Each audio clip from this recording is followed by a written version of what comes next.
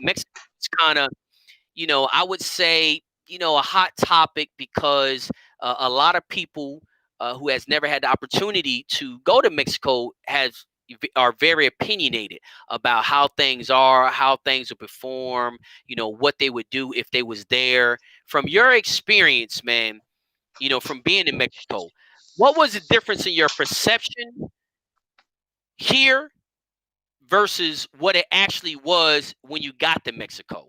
You know what I'm saying? Like you might have thought it Um, was from being in Alabama, but when you actually got in Mexico, what was the huge difference from your perception to the reality?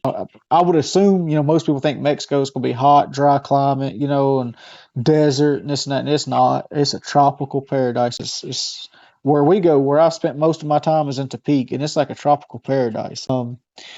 But what most people don't realize, the hardest thing to get past in Mexico is what you're used to doing here. If you're feeding out of your home and you got, walk out the front door, go to the barn, and there's the roosters, and here's your setup, and there's your feed cabinet, and this and that. Anytime you go to a different place like that, going to Mexico or going to anybody else's farm to try to feed, there's going to be adversity you're going to have to get past. Everything that you're used to having in the comforts of home's not there. And you have to keep an open mind. You really do.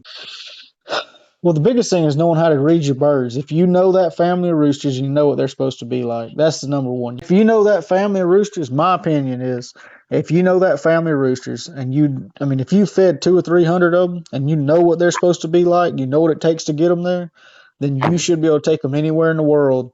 And if you got a month to play with them, and if you're doing your job and working with those roosters and you're not off chasing girls and having fun and not paying attention to them, if you're doing what you're supposed to do, you'll get them. You can get them there, no matter what environment you're in. The magic is understanding what you taking, understanding what you're dealing with, like knowing your birds, period. Regardless if is you're in tropical climate now, you're in dry climate, 2 weeks from now, whatever the case is you have to be able to read your rooster in order to know how to adjust. If you can't read them, it doesn't make a difference. But if you learned something from them and were open minded to it and took something away from it, it was a win either way. You got to learn to read them before you can do anything. I don't care what keep you got, anything you got that you're following. If you don't know how to read them, you'll never do any good with them because you'll not know where they're at.